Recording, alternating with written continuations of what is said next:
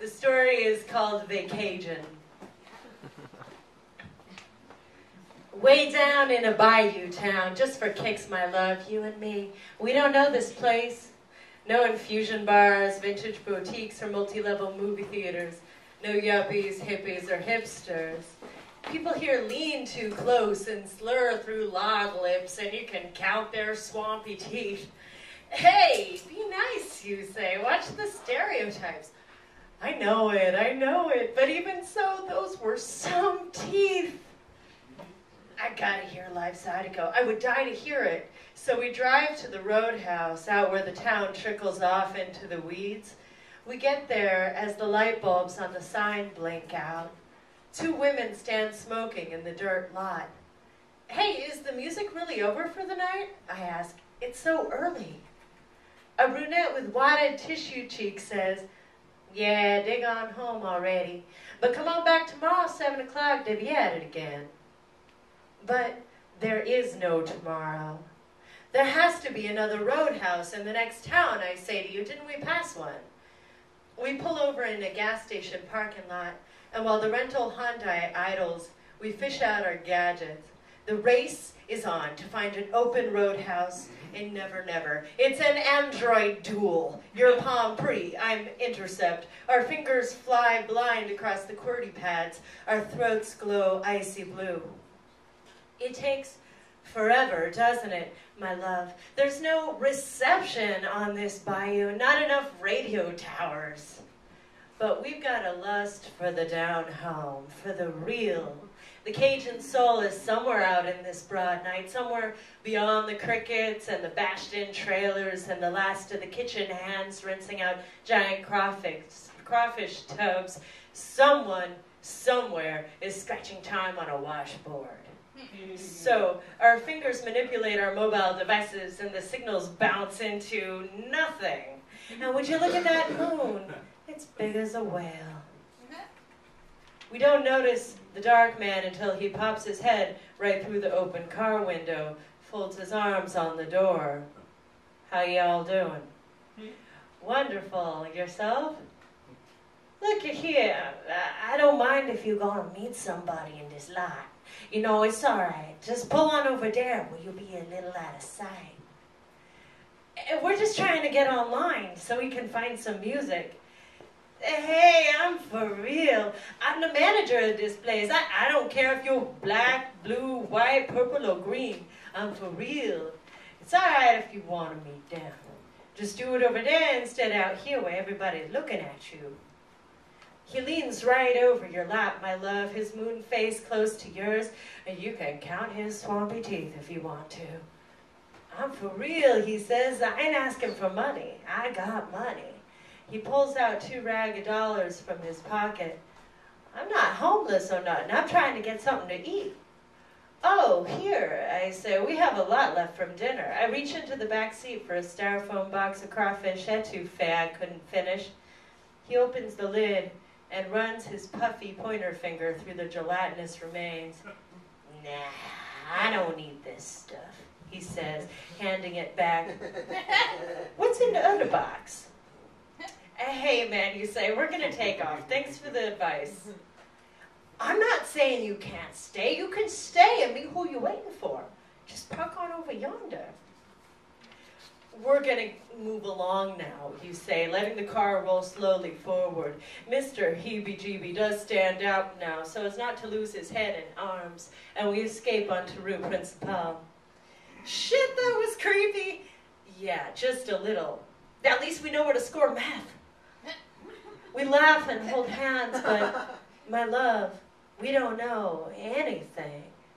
We drive around town, rolling in and out of parking lots, pulling U-turns and slowing down wherever people are gathered, our radio quiet to hear any strains of mewling fiddles. Down the one little strip of antique dealers past the batten-down bakery, we find a bar made of corrugated tin where the music sure as hell is not live, and the parking lot is full of trucks. It's called the B&BB City Bar. And we park in the lot, butt chicken out. It's the scariest bar we've ever seen. We travel back and forth across the drawbridge, topped with a giant wooden crawfish and a banner that reads Lucien. Way down where spelling is old and the river slips silent and there is no music after 9. We go until we've been lost forever. And I say, baby, let's just go back to the cabin and have a mellow night. You're reluctant because you've been drinking a little and would like to drink more.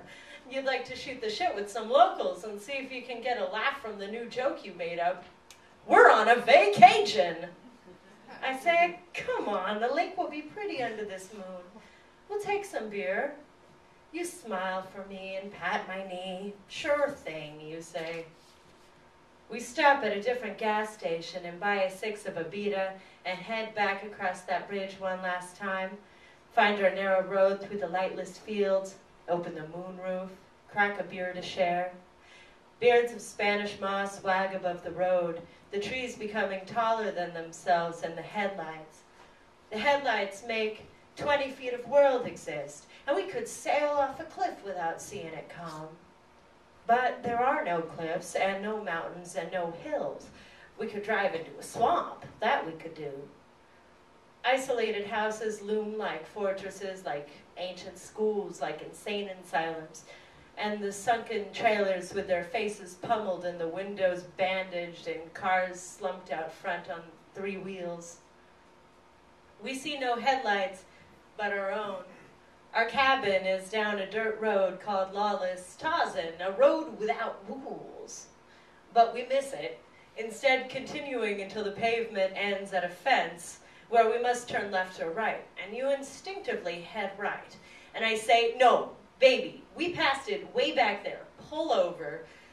I'm almost yelling because I like to be lost, but not this lost. That's when they put the sirens on. The trees swim blue and red.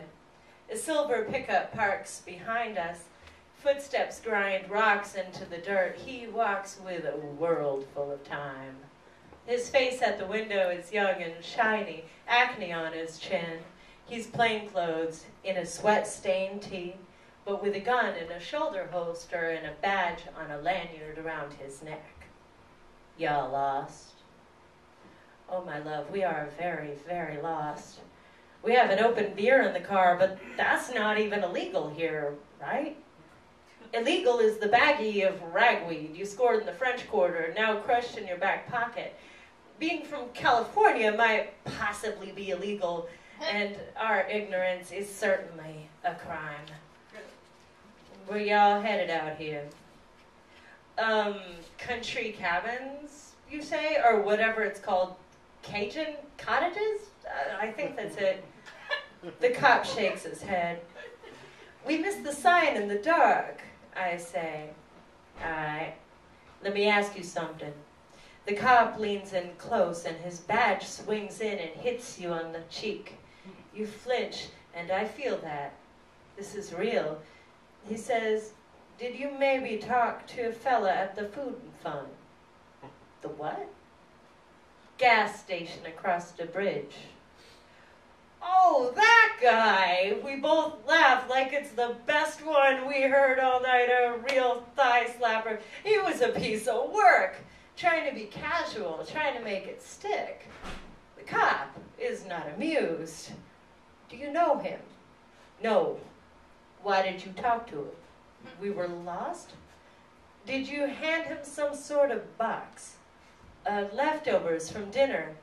Did he hand you money? No! Who do you know here in town? Nobody. When did you get in? Today. When are you leaving? Tomorrow.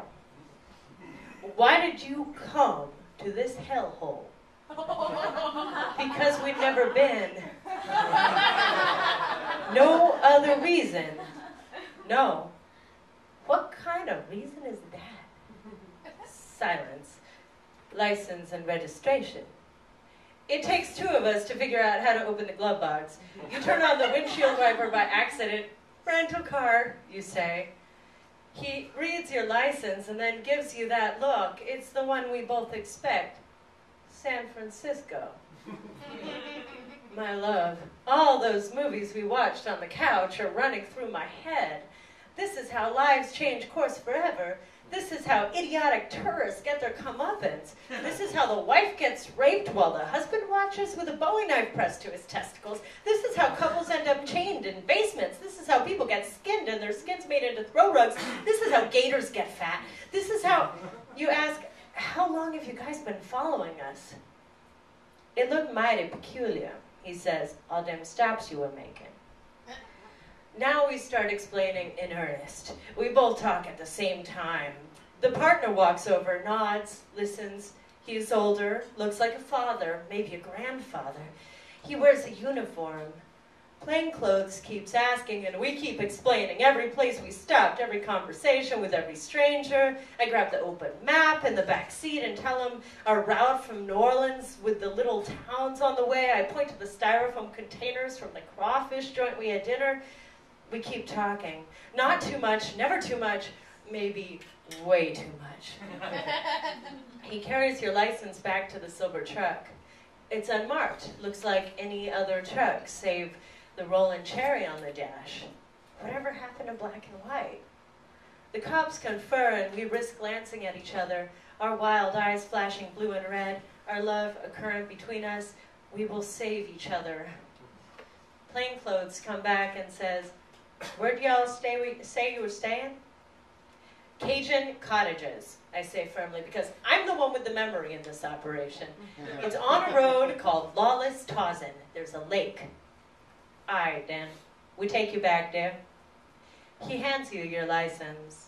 They load into the truck and cut the sickening lights. We breathe. You use your turn signal, monitor your speed. My eyes burn from not blinking. We follow the taillights at 3 car lengths. About a mile back down the road, the truck slows to signal our turnoff. A driveway with a crooked little sign tucked into the trees. The cops speed into the night. Part of me believes they will come back while we sleep.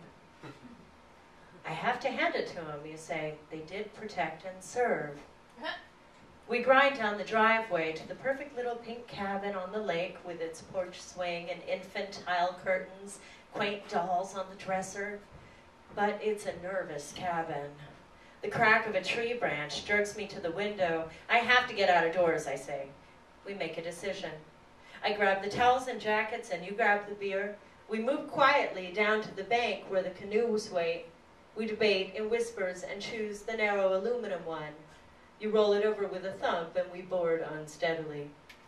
The water takes us and we glide. There is no wind, no sound save the dip of the paddles. The surface is a perfection of glass. The moon and trees trapped beneath. Smells of algae and mulch. Now that we are quiet, crickets rub their fiddle wings. It is a blue bayou moon, bloated above the tree line. It has swallowed the cloud cover and the stars, a sky full of moon. Bright enough to know your dear features, my love, the abrupt slope of your cheekbones, stubborn hawk nose, eyes glittering in their caves. Moonlight wraps around us. We are bound. Our paddles tickle the surface smiles and breaks. That's our love on this lake. You crack a beer and waken the resident waddle of ducks. They burst into mocking laughter. For we are fools, such ever-loving fools, only briefly safe from ourselves. Alia Volz